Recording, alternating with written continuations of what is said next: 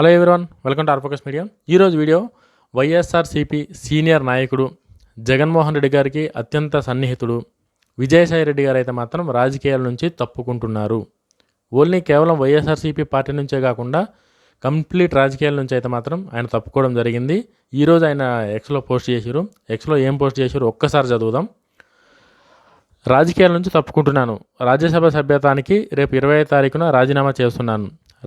ఏ రాజకీయ పార్టీలోనూ చేరడం లేదు. వేరే పదవులు, ప్రయోజనాలు లేక డబ్బు ఆశించి రాజీనామా చేయడం లేదు. ఈ నిర్ణయం పూర్తిగా నా వ్యక్తిగతం. ఎలాంటి ఒత్తిళ్లు లేవు. ఎవరు ప్రభావితం చేయలేదు. 4 దశాబ్దాలుగా 3 తరాలుగా నన్ను నమ్మి ఆదరించిన వైఎస్ కుటుంబానికి రుణపడి ఉన్నాను. 2 సార్లు రాజ్యసభ సభ్యుడికి అవకాశం ఇచ్చిన జగన్ గారికి, నన్ను ఇంతట ఉన్నత స్థాయికి తీసుకెళ్లిన భారతమ్మ గారికి సదా కృతజ్ఞతుడిని. జగన్ గారికి మంచి జరగాలని కోరుకుంటున్నా. పార్లమెంటరీ పార్టీ నాయకుడిగా, రాజ్యసభలో ఫ్లోర్ లీడర్గా, పార్టీ జాతీయ ప్రధాన కార్యదర్శిగా పార్టీ మరియు రాష్ట్ర ప్రయోజనాల కోసం చిత్తశుద్ధితో శక్తివంచన లేకుండా కృషి చేశా.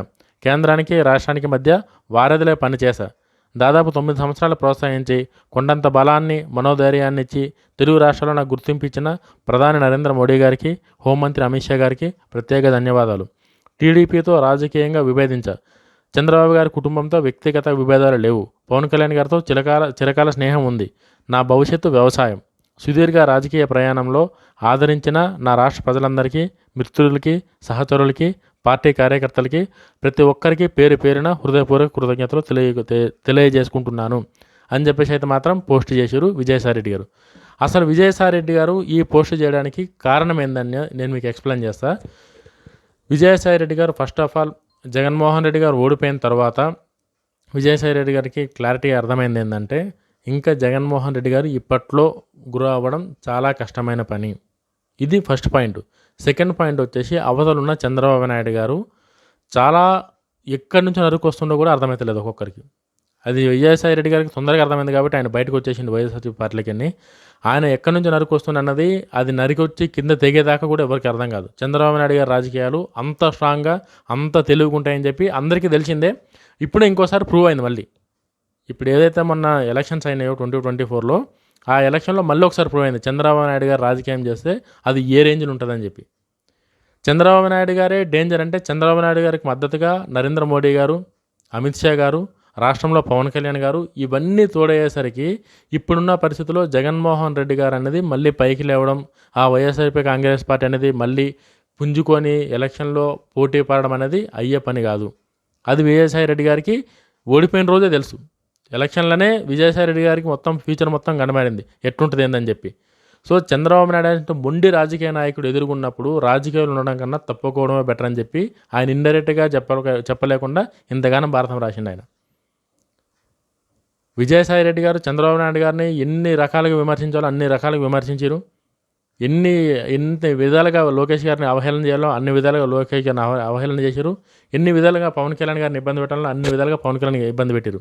ఇప్పుడు చివరికి కట్ చేస్తే రాజకీయాల నుంచే తప్పుకొని వ్యవసాయం చేసుకుంటా అంటుండు. ఇంకేం వ్యవసాయం చేస్తాడు ఆయన? ఆయన మీద మొన్నటి వరకు ఆల్రెడీ కొంతమంది లేడీస్తో అక్రమ సంబంధాలు ఉన్నాయని కూడా కొన్ని పుకార్లు వచ్చినాయి. సో ఇక్కడ ఆయన చేసిన తప్పులేందనేది, జగన్మోహన్ రెడ్డి గారు చేసిన తప్పులేందన్నది, వైఎస్ఆర్సీపీ కాంగ్రెస్ పార్టీ చేసిన తప్పులేందన్నది ఒకటొకటి బయటకు వచ్చి ఈ పంచాయతీలన్నీ జరిగేదానికన్నా మొత్తానికి అసలు రాజకీయాలు లేకపోతే లొల్లే ఉండదానికి డిసైడ్ అయిందా, లేకపోతే చంద్రబాబు నాయుడు గారి రాజకీయం ముందే తెలుసుకొని చంద్రబాబు గారి ఆలోచనలు కొంతమందికి తెలిసిపోతుంది, ఎక్స్పెక్ట్ చేస్తారు, అరే నేను చేసినా కాబట్టి చంద్రబాబు నాయుడు గారు అవతల పవర్ ఉన్నారు కాబట్టి ఆయన ఏమైనా తలుచుకుంటే నాకు ఏమవుతుంది అన్నది క్లారిటీగా ఒకసారి ఆయన ఆలోచించి ఈ నిర్ణయం తీసుకుండా ఏందన్నది చెప్పాలంటే కొంచెం డౌటే. బట్ చంద్రబాబు నాయుడు గారి వాళ్ళని ఎదుర్కోవడం ఇంకా కష్టమని చెప్పి అర్థమయ్యే ఆయన పక్కకైతే జరిగిండు. జగన్మోహన్ రెడ్డి గారు చేసిన తప్పు కూడా ఒకటి ఉంది. జగన్మోహన్ రెడ్డి గారు పదవులు ఉన్న రోజులు సజ్జల రామకృష్ణారెడ్డి గారికి, సజ్జల భార్గవ రెడ్డి గారికి వీళ్ళకి అధికారము, పవర్లు అన్నీ ఇచ్చి ఈయనని కొంచెం పక్కకు జరగడం వల్లనే ఈరోజు ఎంత ఘోరంగా పార్టీ ఓడిపోయిందన్న అభిప్రాయం చాలామందిలో ఉంది. వైఎస్ఆర్సీపీ క్యాడర్లు ఉంది. ప్లస్ ఈయన కూడా విజయసాయి రెడ్డి గారు కూడా అదే ఫీల్ అయ్యారు. విజయసాయి రెడ్డి గారు, జగన్ గారు ఇద్దరు కలిసి ఉన్నప్పుడే పార్టీ కానీ క్యాడర్ కానీ కొంచెం బలంగా ఒక ఊపిలో నడిచింది. గెలిచిన తర్వాత అది ఏమైందో తెలియదు.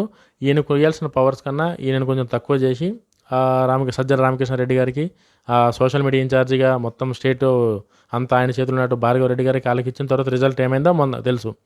సో వీళ్ళు ఏవైతే తప్పొప్పులు చేసిరో, ఏవైతే చేయకూడని దారుణాలు చేసిరో, ఏవైతే తిట్టకూడని తిట్లు అవతలోళ్ళని తిట్టిరో అవన్నిటికి రిజల్టు ఆన్సర్లు వచ్చే టైంకి ఇంకా ఇప్పుడు ఈ ఏజ్లో ఆయన అవి తీసుకునే క్యాపబిలిటీ కానీ వాటిని ఎదుర్కొనే శక్తి కానీ ఏ విధంగా కూడా విజయసాయి రెడ్డి గారికి జగన్మోహన్ రెడ్డి గారికి ఇద్దరికీ లేదు.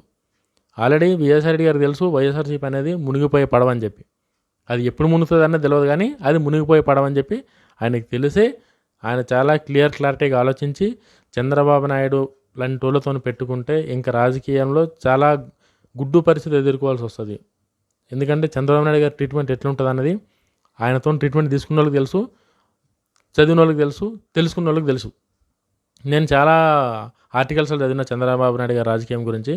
ఆయన ఎవరిని పరోక్షంగా కానీ ఇట్లా ఫేస్ టు ఫేస్ కానీ ఏం మాట అనడు. చాలా తక్కువ మాట్లాడతారు. ఎంత మాట్లాడాలి అంతే మాట్లాడతారు, శృతి మించి మాట్లాడరు. బట్ బ్యాక్ ఎండ్లో అతను తీసుకున్న నిర్ణయాలు, అతను తీసుకున్న యాక్షన్స్ ఎట్లుంటాయంటే జీవితంలో మళ్ళీ ఈయన దగ్గర పోవద్దని అక్కడికి ఉంటాయి. ఎస్, చంద్రబాబు నాయుడు గారి రాజకీయం అట్లా ఉంటుంది. చంద్రబాబు నాయుడు గారు పని అయిపోయిందని చెప్పేసి ఎన్నిసార్లు ఎంతమంది మాట్లాడినా సరే కూడా దానికి డబల్ బౌన్స్ బ్యాక్ ఇచ్చి ఈరోజు ఈ రేంజ్లో నిలబడ్డాడు ఆయన.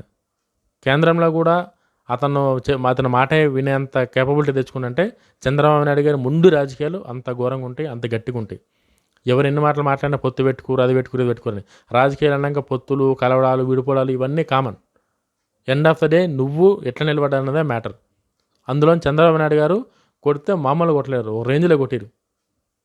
ఇప్పుడు నరేంద్ర మోడీ గారి క్యాబినెట్లో తెలుగుదేశం పార్టీ నుంచే 2 మినిస్టర్లు ఉన్నారు, కేంద్ర మినిస్టర్లు. ఆ రేంజ్లో ఆయన రాజకీయం ఉంది ప్రజెంట్ ఇప్పుడు.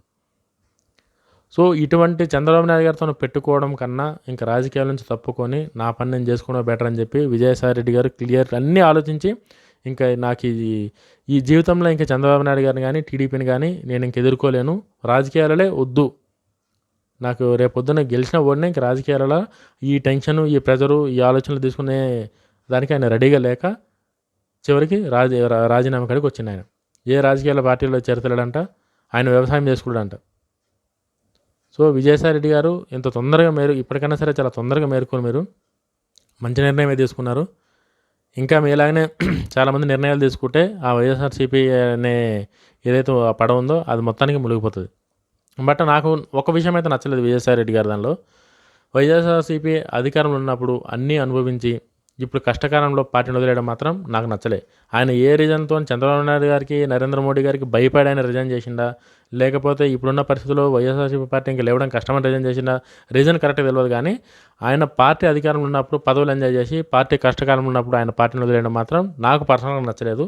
మీ ఒపీనియన్ ఏందన్నది మీరు కామెంట్లో తెలియజేయండి. ఇంకొక వీడియో మొత్తం అనాలిసిస్ చేసి ఇంకో వీడియో మీకు చేస్తాను. వీడియో కానీ నచ్చితే లైక్ చేయండి, షేర్ చేయండి, సపోర్ట్ చేయండి. ఇంకా మంచి మంచి వీడియోలు మంచి మంచి వీడియోలు మంచి కంటెంట్లు అయితే మీకు చేయడానికి ట్రై చేస్తాను. జై హింద్.